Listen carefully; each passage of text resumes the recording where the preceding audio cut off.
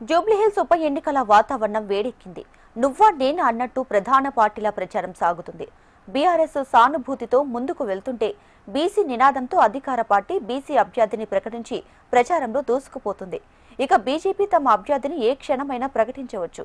పోలింగ్కి నెల రోజుల సమయం ఉండటంతో వీలైనంత ఎక్కువగా ప్రజల్లోకి వెళ్లేందుకు ప్రణాళికలు రచిస్తున్నాయి మూడు ప్రధాన పార్టీలు. జూబ్లీహిల్స్ ఎమ్మెల్యేగా ఉన్న మాగంటి గోపీనాథ్ మరణంతో ఉప ఎన్నిక అనివార్యమైంది. ఎన్నికల కమిషన్ ఉప ఎన్నికలకు సంబంధించి స్కెడ్యూల్ విడుదల చేసింది.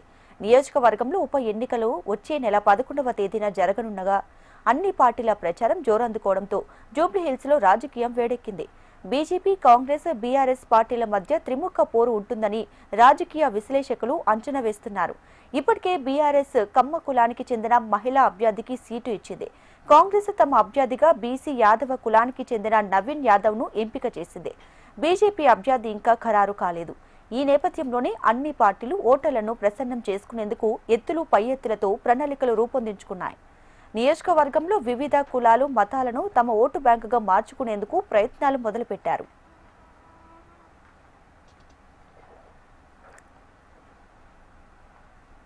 ఇక బీఆర్ఎస్ పార్టీ ఉప ఎన్నికను ఎంతో ప్రతిష్టాత్మకంగా తీసుకుంది. ఎమ్మెల్యే అభ్యర్థిగా ప్రకటించిన మాగంటి సునీత కుటుంబ సమేతంగా ప్రచారంలో దూసుకుపోతున్నారు. మాగంటి సునీత ప్రజల్లోకి వెళ్లి తన భర్త చేసిన పనులను చూపిస్తూ బస్తీల్లో వంట వార్పు, సామాజిక సేవ కార్యక్రమాలతో ప్రజల్లోకి వెళ్తున్నారు. ఆమెతో పాటు కొడుకు, కుమార్తెలు కూడా బస్తీలు, కాలనీలో విస్తృతంగా పర్యటిస్తున్నారు. వీళ్లతో పాటు పార్టీకి చెందిన మాజీ మంత్రులు, ఎమ్మెల్యేలు, ఎమ్మెల్సీలకు డివిజన్ల వారీగా పార్టీ ఎన్నికల బాధ్యతలు అప్పగించింది. పార్టీ శ్రేణులు, కాలనీ, బస్తీ వాసులతో వారు సమావేశాలు నిర్వహిస్తూ ప్రచారంలో దూసుకుపోతున్నాయి. కాంగ్రెస్ పార్టీ తమ అభ్యర్థిని ముందే ప్రకటించకపోయినా పార్టీ నేతలు ఇప్పటికే కొన్ని సమావేశాలు కూడా నిర్వహించారు. కాంగ్రెస్ అభ్యర్థిని బుధవారం రాత్రి ప్రకటించినా అంతకు ముందు నుంచే ముగ్గురు మంత్రులు నియోజకవర్గంలో అభివృద్ధి పనులకు శంకుస్థాపనలు చేస్తూ ప్రచారాన్ని ముందుకు తీసుకువెళ్లారు. కాంగ్రెస్ బీసీ అభ్యర్థి అయిన నవీన్ యాదవ్ ని నిలబెట్టడంతో నియోజకవర్గంలో బీసీ ఓటర్లు ఎంతవరకు ఆ పార్టీ వైపు మొగ్గు చూపుతారో చూడాల్సి ఉంది. గతంలోనూ ఆయన ఎంఐఎం నుంచి బరిలో నిలిచారు. నియోజకవర్గ వ్యాప్తంగా నవీన్ యాదవ్ కు పరిచయాలున్నాయి. గత అనుభవాలను దృష్టిలో ఉంచుకొని మరింత విస్తృతంగా ప్రచారం చేయాలని నవీన్ యాదవ్ భావిస్తున్నారు. కాంగ్రెస్ పార్టీ నుంచి ముగ్గురు మంత్రులు, 18 మంది కార్పొరేషన్ల చైర్మన్లు, ఇతర నాయకులకు ఎన్నికల బాధ్యతలు అప్పగించారు. ఇప్పటికే పలుమార్లు పార్టీ శ్రేణులతో సమావేశమైన మంత్రులు పలు ప్రాంతాల్లో అభివృద్ధి పనులకు శంకుస్థాపన చేశారు.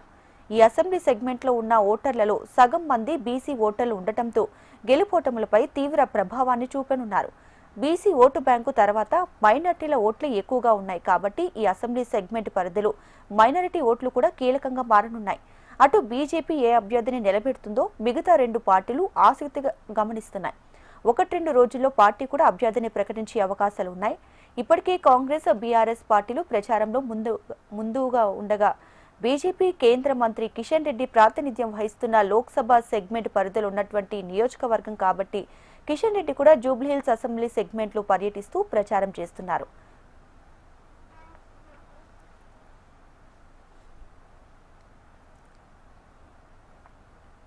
జూబ్లీహిల్స్ లో ఎన్నికల వేడి రాజుకుంది.